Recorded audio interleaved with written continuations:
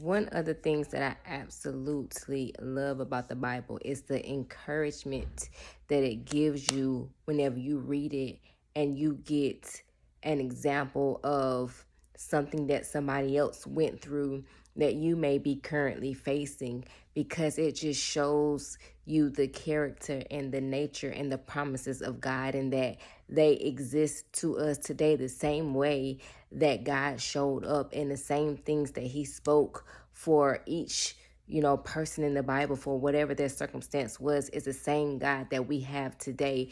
We just have to really truly believe and read the scriptures to get the understanding and the knowledge and just the revelation of who God is, and so that we can take what we have read and then begin to apply it to our own lives, as well as having something to hold on to, in our faith as hope, if you will.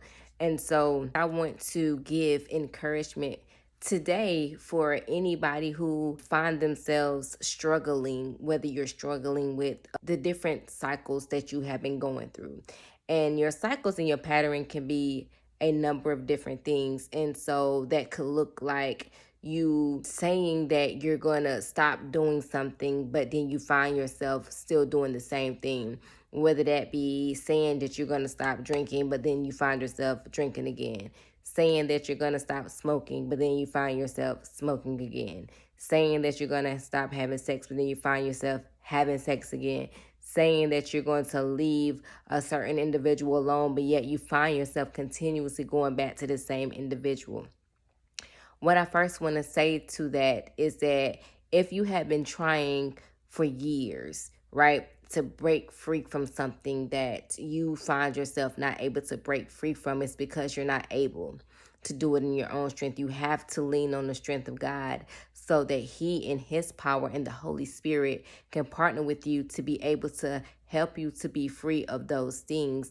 And second, what I want to say is that what you should do is learn every time you go back, right?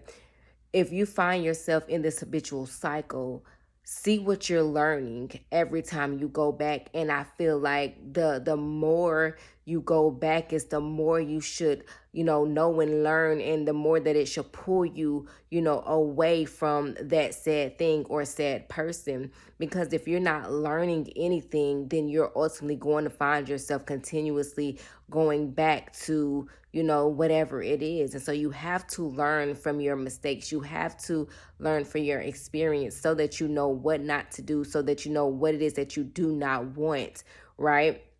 And third, what I want to share is the different stories in the Bible. We have Abraham, who God told him to leave his father's house, that he would go to a land that he would show him when he got there, right? And so it's, you having to walk by faith and leave an environment that is familiar, that is comfortable as your family, right? And oftentimes God will call us to leave, the same situations, leave people who we love, because he just knows that there is so much more. There is a promise that he has that it can only be fulfilled if we leave that said environment or from around those people. And then another one is Ruth, right? Ruth, after, her husband died and Naomi, both her sons died, Ruth decided, she chose to go with her mother-in-law, to leave her land, to leave her family again, to go to a foreign land, because she just loved her mother-in-law that much and she didn't want to leave her. And in that, she was able to get her husband and have a child. And, I'm saying, Abraham, he was given the promise of Isaac, and, in their old age. And Isaac was the one who, was the nations was going to be birthed from. And so that was a promise fulfillment. And then you have accounts like the disciples, right? When Jesus told them to follow me, and they had to leave everything that they knew to follow Jesus. They didn't know what that was going to look like, but they knew that it was something better. So that's what the encouragement is that anytime God is drawing you away from something or someone, or anytime God is telling you to let something go, it's because he knows that that thing is a hindrance and there is something so much better outside of where it is that you are currently at. And so that is what I feel like the hope is.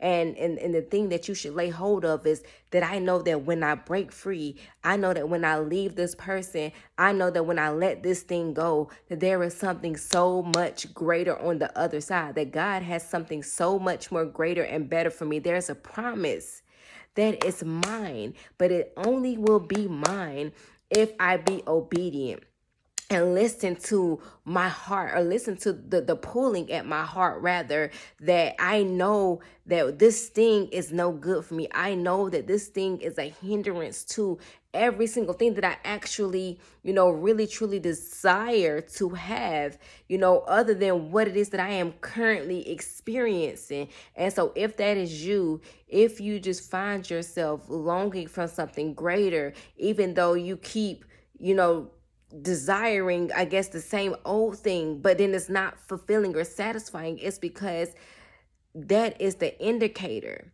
That is the indicator that that is not nowhere that you should no longer be. That is not something that you should continuously partake in. Look at what God has done already in your life. That is also the indicator that where you were previously, and God brought you from that, whenever you decided to let things go or whatever it was, it's the same God that will do something even greater than where you are right now. But you have to let go. You have to surrender. You have to say yes and take heed to what it is that you know is the right decision, no matter how hard it is. Because these decisions are never easy, because it's something that we have been doing for years. And so it's not easy to surrender and let go of something that is familiar and comfortable, but you have to do it in order to be free.